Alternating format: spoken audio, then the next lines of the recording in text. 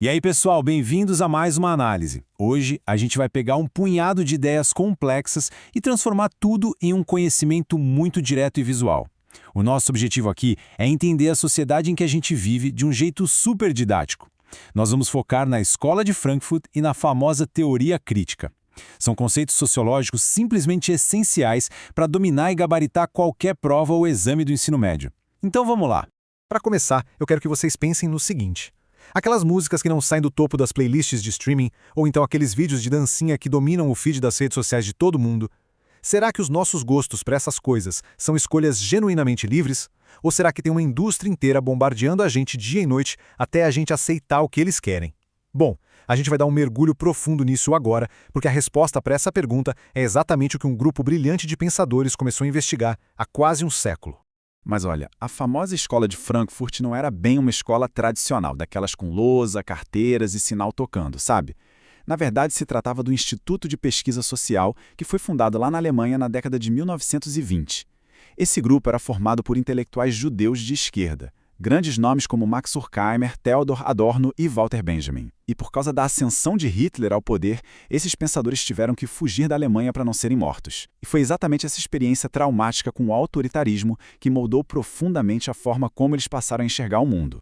Essa fuga desesperada do nazismo levou esses caras à grande pergunta que move toda a teoria crítica. Pensem com eles. Se a ciência, a razão e a tecnologia evoluíram tanto desde a época do Iluminismo, por que a humanidade não está vivendo num verdadeiro paraíso de liberdade? Por que, no lugar de paz, o mundo mergulhou em guerras mundiais, no nazismo e numa desigualdade sistêmica absurda? No fundo, eles queriam muito entender onde é que o grande projeto da modernidade tinha dado tão errado.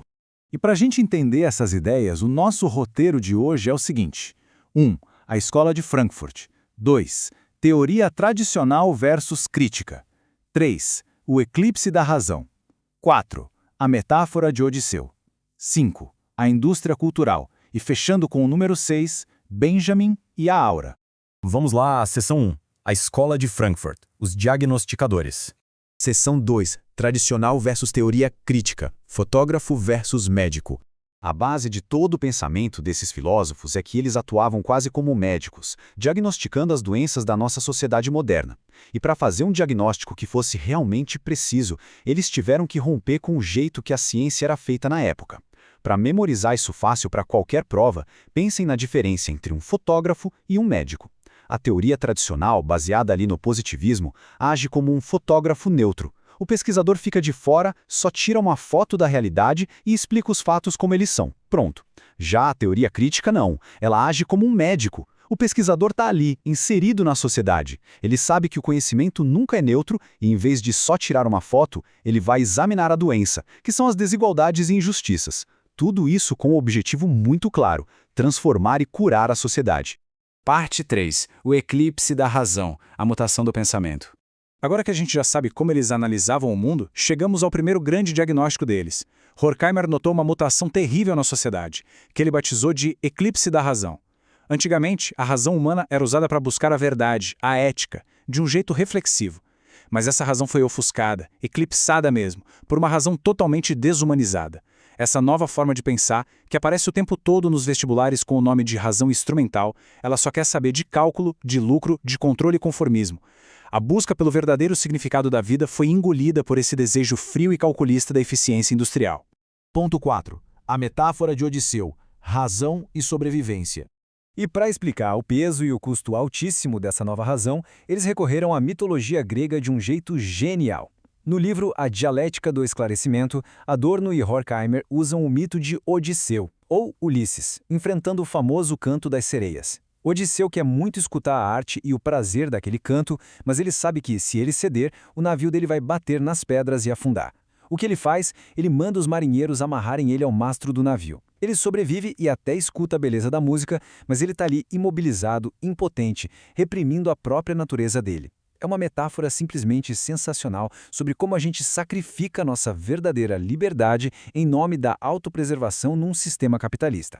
Para garantir que ninguém erre isso nos exames, vamos detalhar bem as peças desse quebra-cabeça.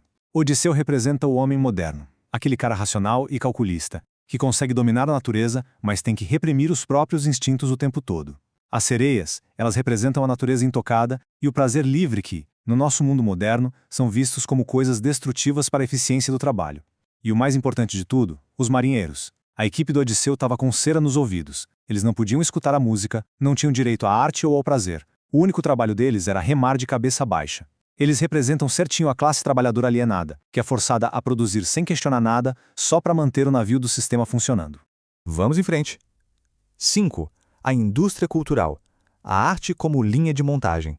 Tá, mas e o que acontece quando essa razão instrumental supercontroladora toma conta do nosso tempo livre? É aí que surge o conceito mais famoso deles, a indústria cultural. Ela basicamente transforma a cultura e a arte numa mercadoria de linha de montagem, igualzinho a fabricar sabonete ou carro. E para funcionar, elas se apoiam em 3 pilares do nosso dia a dia. Primeiro, a padronização. São fórmulas prontas para vender fácil. É só olhar para os filmes de super-heróis hoje em dia, né? Sempre as mesmas piadas nos mesmos momentos e aquela mesma batalha cheia de explosão no final. Segundo, a falsa necessidade. É a indústria te convencendo de que você precisa comprar aquele smartphone lançamento mesmo que o seu aparelho do ano passado esteja funcionando perfeitamente. E o terceiro é a passividade, onde a diversão vira só uma extensão do trabalho.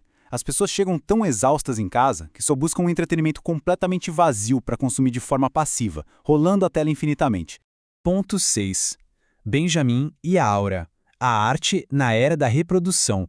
Mas calma, a escola de Frankfurt não é só pessimismo. O filósofo Walter Benjamin, que também era do grupo, tinha uma visão um pouco diferente. E para a gente entender o lado dele, precisamos definir o que ele chamou de aura. A aura é o aqui e o agora de uma obra de arte original. Sabe aquela sensação mágica, quase sagrada, de você estar de pé, frente a frente com o quadro original da Mona Lisa lá em Paris? Pois é, essa pintura original carrega um peso da história, um tempo e um espaço que são simplesmente insubstituíveis. Isso é a aura. Só que, com o avanço da tecnologia, a gente ganha a reprodução técnica. E aí, algo importante se perde. Quando a gente transforma aquela foto da Mona Lisa num quebra-cabeça de 3.000 peças ou estampa ela em um monte de canecas de loja de brinde, a obra original perde a sua aura. Ela fica banalizada e toda aquela força mágica e sagrada desaparece no meio da produção em massa. Mas o que é realmente fascinante no Walter Benjamin é que, ao contrário do Adorno, ele consegue enxergar um lado muito positivo nisso tudo. Para ele, ao perder essa aura sagrada, a arte também acaba perdendo seu caráter elitista.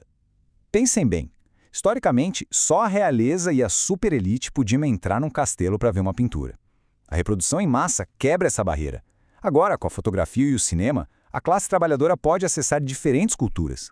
Essa reprodutibilidade técnica democratiza a arte de um jeito incrível, criando uma ferramenta gigantesca que pode educar e politizar as massas.